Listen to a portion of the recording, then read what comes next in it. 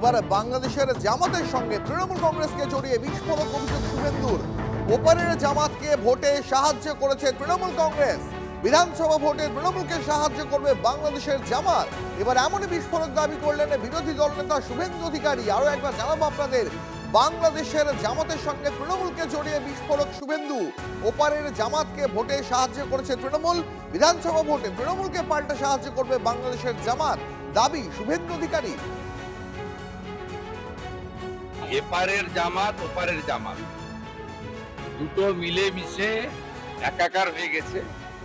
তো সেই কারণে কাঁটাতারের বেড়ার জমি না দেওয়ার ফলে এপারের জামাত ওপারের জামাতকে জিতিয়েছে, মানে তৃণমূল, সঙ্গে এখন হুমায়ুন কবির জিতেছে। আর ওপারের জামাত যে আগামী এপ্রিলের নির্বাচনে তৃণমূলকে সাহায্য করবে বা হুমায়ুন কবিরকে সাহায্য করবে, এটা ঘোষিত অবস্থান এতে। এবং খুব অ্যালার্মিং ভারতীয়দের ক্ষেত্রে এবং বাঙালি হিন্দুদের ক্ষেত্রে। আমাদের আসন্ন নির্বাচনে আমাদের জাতীয় সুরক্ষা এবং হিন্দুদের সুরক্ষা ভবিষ্যতের প্রশ্ন যুক্ত।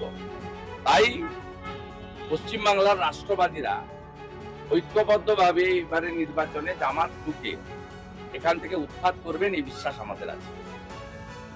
শুভেন্দু অধিকারীর বক্তব্য শোনালাম আপনাদের। বাংলাদেশের জামাতের সঙ্গে তৃণমূলকে জড়িয়ে বিস্ফোরক দাবি শুভেন্দুর।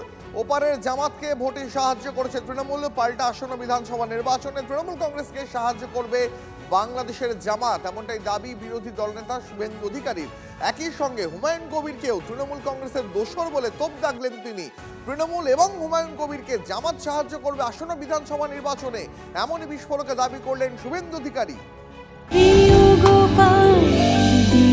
কলকাতায় আর জেলায় জেলায়